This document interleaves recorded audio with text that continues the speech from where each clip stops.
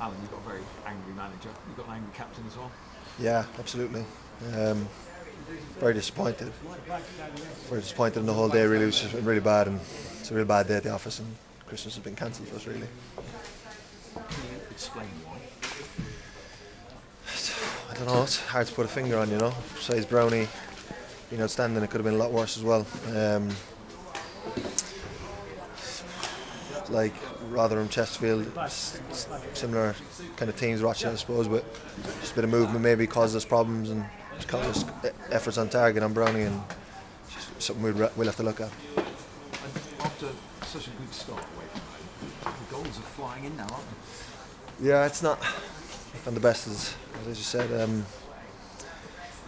We're in tomorrow and we'll have a look at it, I suppose, and we'll just have to stick together. You win together, you lose together, kind of thing. So it's probably a bad end to the year, but overall the year's been pretty good. So I've got to look at the bigger picture at times like this.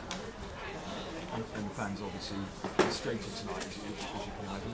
What's your message To the travelling fans, I just have to apologise, I suppose, because it's not us, it's not a performance that they're used to seeing away, and we know it inside. We're all bitterly disappointed about it and determined to put it right. And in fairness, it could have been a lot worse, couldn't it? Scott Brown was absolutely inspired. Yeah, he made, I don't even want to count how many saves he's have to make, and we just a bit of movement, anything in around us. Like, to be fair, the 2 goals that went in, the one just for half time was a real bad time to concede, but 2 of them gone in the absolute top corner, so get it back in the game then second half early. Should have just pushed on a bit there, but it's a very disappointing day. Yeah. And they had an enormous amount of shots, Yeah. 22 shots, so a lot of shots on goal in 90 minutes. Absolutely, yeah. As a team, as a unit, we need to look at it. As I said, it's very, very disappointing, and as you said, thanks to Brownie, it could have been a lot worse. What's that? What's the answer? If I had the answer, I'd be, you know what I mean? I tell you, but I don't know. As I said, like, similar type of performances with Rotherham and Chesterfield in this one, when we tend to lose, we do pretty spectacularly, I suppose.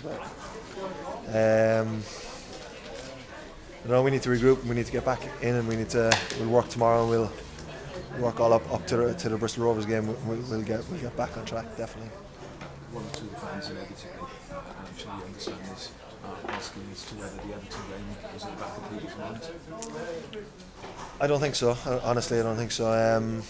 It's an understandable question, but hasn't been mentioned all week, to be honest. No, I don't think that's a factor.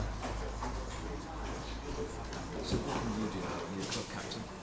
There's going to be some pretty angry and disappointed players, angry and disappointed with the result, angry and disappointed with the manager's reaction. Christmas is cancelled.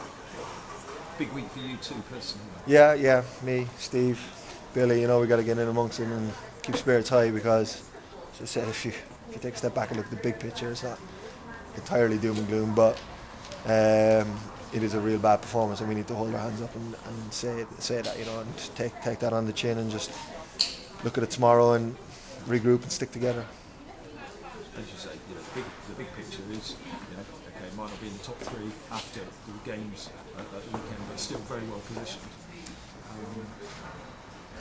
What can you do to get those level of performances back? Because you're still in the top 5, whatever the results tomorrow. Yeah, and at this point, I would have taken that if you offered it at the start of the season. So 2 games in quick succession coming up where you can get 2 good wins and get 6 points and get right up back amongst the top 3 again. So that's our aim now. It has to be. I can't say any more really. I'm a bit shell shocked, to be honest. It's very disappointing. Okay, thanks so much. Cheers. Alan, the manager's come in and obviously told you the Christmas cancelled. Have all the players accepted that? You will take that on the chin. Yeah, definitely.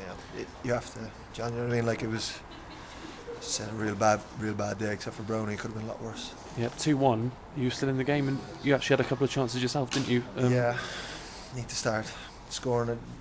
Made an alright save from the header. The one around the back I was kind of reaching for, but I'm